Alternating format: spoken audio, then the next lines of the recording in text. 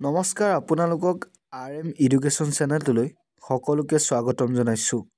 আজি আপোনালোকৰ বাবে ADRE গ্ৰেড 4 আৰু গ্ৰেড 3 ৰিজাল্টক লৈ কিয় চাৰিওকাষে হাহাকাৰ হৈ আছে আৰু এতিয়া কি হ'ব সেইখিনি বিষয়ে আজি আমি আলোচনা কৰিম।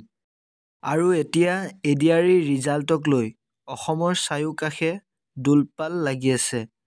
কাৰণ আপোনালোকে হয়তো নিউজতে হওক বা যিকোনো চেনেলতে আপোনালোকে যি ADRE গ্ৰেড 4 বা গ্ৰেড 3 এজন ছাত্ৰক পইচা খুজিছিল আপোনালোকে হয়তো গম পাইছে। সেয়েহে আজি ভিডিঅ'টোৰ যোগেদি আপোনালোকে গম পাব।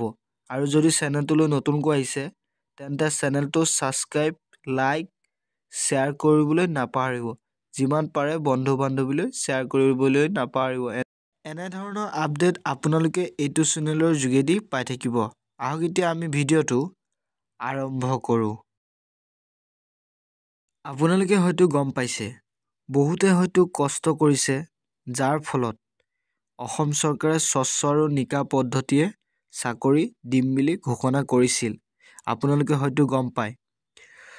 ইমানখিনি তেওঁলোকে কষ্ট কৰাৰ পাছত যিজন অফিচাৰে পইচা খুজিছিল যে পাছ কৰাই দিম তোমাক, তুমি আমাক ইমানখিনি টকা দিব লাগিব, তেনেকৈ কৈছিল। সেইজনে হয়তো এবাৰ ভাবিব লাগিছিল যে ইমান কষ্ট কৰিছিল দিনে ৰাতিয়ে, পইচা লৈ যদি পাছ কৰাই দিয়া হয় তেতিয়া মোৰ হয়তো কি অৱস্থা হ'ব পাৰে, সেইটো তেওঁ ভাবিব লাগিছিল। পইচাৰ কাৰণে ভাবিছিল, কিন্তু তেওঁ নিজৰ কাৰণে ভবা নাছিল। সেয়েহে আমাৰ অসম চৰকাৰৰ মাননীয় মুখ্যমন্ত্ৰী ডাঙৰীয়াই এতিয়া এই তদন্তটো অব্যাহত ৰাখিছিল। সবিশেষ আপোনালোকে গম পাব আৰু চাই থাকিব ভিডিঅ'টো শেষলৈকে।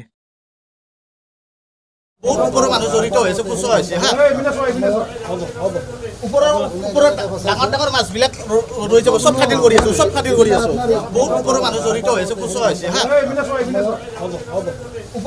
ওপৰত ডাঙৰ মাছবিলাক ৰৈ যাব, চব খাতিৰ কৰি আছো। এইখিনিত আমি ইনভেষ্টিগেশ্যন কৰি আছোঁ। তেওঁলোকে বহুতখিনি বস্তু ফেক্ট ডিছক্ল'জ কৰিছে, কিন্তু এতিয়া ইনভেষ্টিগেশ্যনছ আমাৰ যিহেতু চলি আছে, গোটেইখিনি ফেক্ট ডিছক্ল'জ কৰাৰ কাৰণে আমাৰ এইটো পৰ্যায়ত অসম তো ইনিচিয়েলি আমি আমাৰ যিখন FIR আহিছিলে আমি এনকুৱাৰীত ৰাখিছিলোঁ, আৰু যোৱা এদিন আমি এনকুৱাৰীত ৰাখি পেলাই ইয়াৰ ৰিলেটেড যিখিনি আনুষংগিক তথ্য আছিলে সেই তথ্যখিনি গোটাবৰ কাৰণে ট্ৰাই কৰিলোঁ। আৰু এই সংবাদত বহুতখিনি মেটেৰিয়েল আমাৰ হাতত আহিলে।